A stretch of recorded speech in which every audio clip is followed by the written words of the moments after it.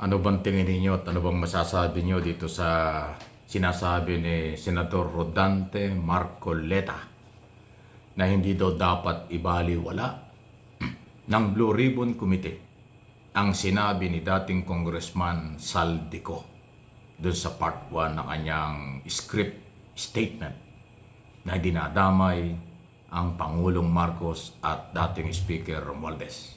Wow! Ah?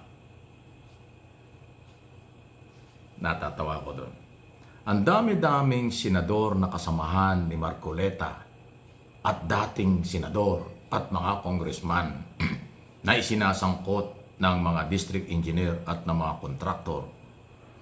Hindi nagsalita si Marcoletang ito ay pahalagahan o ito ay pagtuunan ng pansin, huwag ibaliwala. Wala siyang sinabing gano'n. Pero nang si Saldico na pangunahing akusado sa korupsyon, sa flood control, scam at infrastruktura at iba pa, lahat ng testigo ay siya itinuturo at nagsalita ngayon na scripted na binabasang idinadamay ang Pangulo. Biglang ang hugot ni Senador Marcoleta, huwag daw ibaliwala ito. Dapat daw ay bigyan ng pansin ng Blue Ribbon Committee. So malinaw na yan talaga ang gustong palabasin ni Senador Marcoleta at mga senador, Maka Duterte senador, na idawit, idiin talaga ang magpinsan Marcos at Romualdez dito sa scam. Kasi ilang buwan ang nag-iimbestiga ang Blue Ribbon Committee nung siya pa ang chairman at ngayon at kay Senator Ping Lacson, lahat na halos na pinag-uusapan congressman, senador, dati at kasalukuyan ang sabit.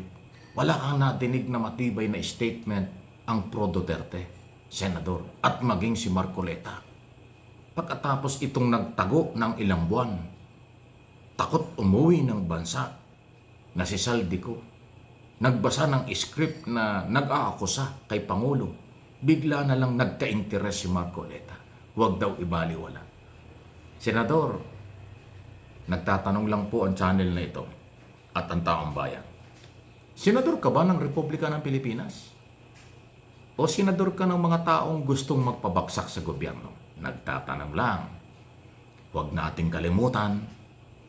Kilala mo ko, Senator Marcoleta. Kilala kita, nire-respeto kita. Pero sana ilagay nyo sa ayos ang mga statement kasi lalabas at lalabas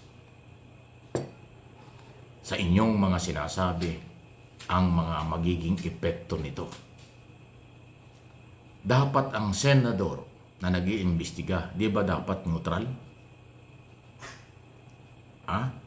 Ang dating nga mas kinakampihan pa ninyo yung kapwa senador. Wala kayong pagdidiin sa kapwa senador at dating senador. Natahasang inaakusahan tumanggap ng 25 to 30%. May nating nakita ka ba kami, narinig ba kami, Senador Marcoleta, na meron kang diin na pahayag laban sa kanila? Nagbiro ka pa nga kay Senador Jinggoy. O Senador, o Jinggoy, safe ka na. Okay, tamo. Tapos yung nagtatago sa Amerika at takot bumalik ng Pilipinas, minsan lang nagsalita, nagka-interest ka kagad dahil si Pangulong Marcos at yung speaker na pinanggigilan mo, dati mong speaker na si Romualdez na matagal nang nagagalit ka dyan, alam naman natin kung bakit ka galit dyan. Bigla kang nagka-interest. Uutusan pa ang komite na huwag ibaliwala ang sinabi ni Saldico. Sino ka naman para pakinggan ng Senate President at ng bagong at nagbabalik na chairman, Senator Ping Lacson ng Blue Ribbon Committee? Again, issue lang, walang personalan. May kanya-kanya tayong interpretation, opinion, analysis sa mga nangyayari. Ang inyong mga sinasabi bilang government official ay record sa komite at public record yan. May karapatan ng mga taong mag-comment sa inyong mga sinasabi. Kitang-kita, maliwanag pa sa sikat ng araw ang interest niyong idamay talaga ang Pangulo. Sirain at pabagsakin ang gobyernong ito. At kayo ang makikinabang? Hindi naman taong bayan na makikinabang Sa tulang, kayong mga anti-Marcos Duterte group ang makikinabang pag bumagsak si Pangulong Marcos kasi magte-take over kayo. Dahil sa ayaw at sa gusto ng mga Pilipino sa ilalim ng saligang batas, pag nawala ang Pangulo, ang pangalawang Pangulo, ang papalit. Pero ang mamamayang Pilipino, majority ng mga Pilipino, especially ang matitinong Pilipino, sa buong mundo, hindi magiging masaya kapag ganun ang nangyari. Kasi babagsak ang lahat. Internal, external security ng bansa, ekonomiya, turista, marami pa ang babagsak. Back to zero. Pag nawala si Pangulong Marcos sa masamang paraan, maniwala kayo sa akin. At sa palagay ba nyo, kaganda ang buhay ng Pilipino at ekonomiya ng bansa?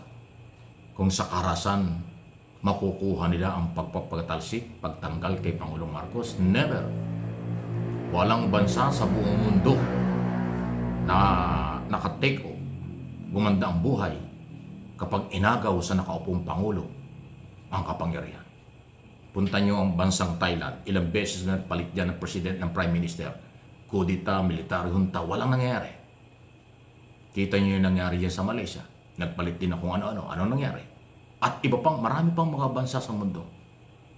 Ang inaagaw ang kapangyarihan sa nakaupo, walang nangyayari, laging kawawa ang tao, kawawa ang mahirap.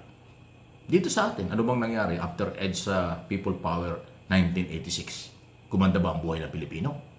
No. Gumanda ang buhay ng mga negosyante at politiko. Negosyante, nakakampi na nagpabagsak sa gobyerno. Pero yung neutral na gobyerno na negosyante, hindi gaano naramdaman ang kabuhayan. Iyon ang paulit-ulit at gusto niyong ulitin, ang nakikinabang, politiko at kakampi at pinanser na negosyante sa pang-aagaw ng kapangyarihan. Hindi kakain ng 4 na beses ang mahirap na Pilipino. Hindi makakapag-aral ang walang perang pampaaral.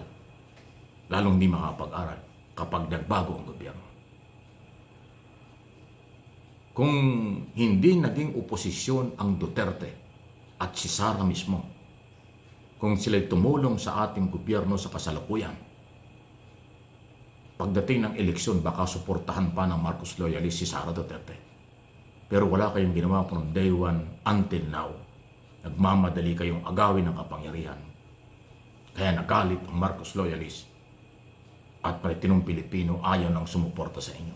Sa tingin ba ninyo yung 32 million Pilipinos bumoto kay Sara, nandyan pa? Wala na. Wala na yun. Hindi na yung pangahawakan. Napatunayan na yan sa halos 3 taon na inyong prayer rally, pero marahas ang inyong rally. Destabilization ng dating ng rally, hindi prayer rally. Prayer rally, pero puro pagmumura. Wala kayong followers. Walang manpower. Yun ang pagpapatunay na yung 32 million bumoto kay Sara, karamihan doon Marcos supporters, Marcos loyalists, at silent majority na Pilipino. Ngayon, wala na yan. Kasi nakita nila hindi nakatulong. Parang pasaway pa ang dating sa bayan at sa gobyerno.